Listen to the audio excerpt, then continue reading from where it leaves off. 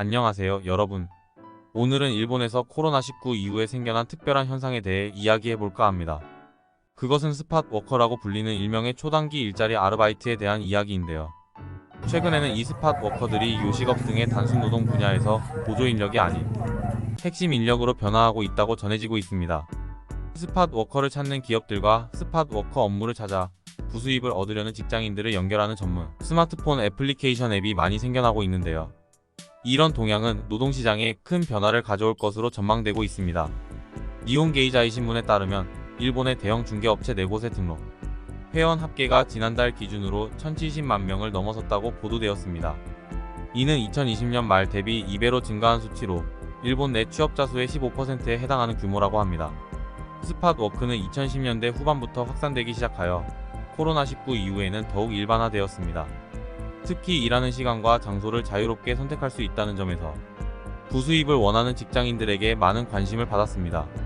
일본에서는 스팟 워크와 긱 워크라는 두 가지 유형으로 구분되고 있습니다.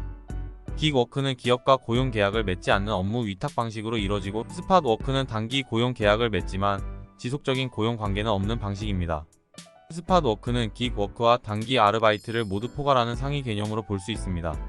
스팟 워커들은 직장인이나 학생들도 남는 시간에 일하며 돈을 벌 수 있다는 개념으로 시작되었습니다. 실제로 업계 추산에 따르면 스팟 워커의 3040%는 정규직으로 일하면서 부업을 하는 사람이라고 알려져 있습니다. 나머지는 프리랜서와 학생들이 차지하고 있습니다. 기업들도 스팟 워커를 구하는 수요가 크게 증가하고 있습니다.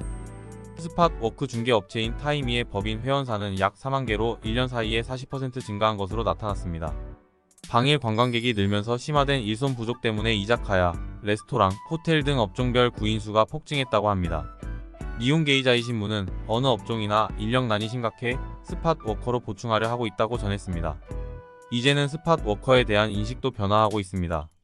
이전과 달리 단순 노동 중심의 보조 인력으로만 여겨지는 것이 아니라 최근에는 스팟 워커를 핵심 전력으로 활용하려는 움직임도 나타나고 있습니다. 예를 들어 도쿄의 미나데이는 최근 매장 직원 3분의 1을 1일 단위 스팟 워커로 채용하는 이자카야를 개업했습니다. 그들은 하루 단기 아르바이트생을 적극적으로 채용하겠다는 계획입니다. 스팟 워커 중개업체들은 스팟 워커들을 위해 자기 개발 프로그램도 제공하고 있습니다. 예를 들어 타이미는 인근 물류시설에서 일하는 현장 노동자들을 대상으로 지게차 운전, 기술 교육을 실시하고 있습니다. 일본의 구인 업체 리크루트에 따르면 저출산과 고령화로 인해 2040년에는 약 1100만 명의 인력이 부족해질 것으로 예상됩니다. 이에 따라 스팟 워커의 활약 기회는 제조 및 간병 분야에서도 더욱 늘어날 것으로 전망됩니다. 그러나 스팟 워커는 법적인 사각지대에 놓여 있기 때문에 노동 환경 개선에도 노력이 필요합니다. 일부 케이스에서는 모집 조건과 다른 위험한 일을 시키는 등의 문제가 제기되고 있습니다. 이에 주요 중개업체들은 2022년 스팟 워커 협회를 발족하여 플랫폼 간 자율규칙을 만들고 불법 구인을 배제하는 등의 노력을 기울이고 있습니다. 스팟 워커 현상은 일본의 노동시장에서 큰 변화를 가져오고 있습니다. 단순한 아르바이트로만 여겨졌던 스팟 워커들이 이제는 핵심 인력으로서의 역할을 맡고 있습니다. 앞으로 스팟 워커의 활약이 더욱 두드러지게 될 것이라고 예상됩니다. 이상이 일본에서 코로나19 이후에 생겨난 스팟 워커 현상에 대한 기사였습니다.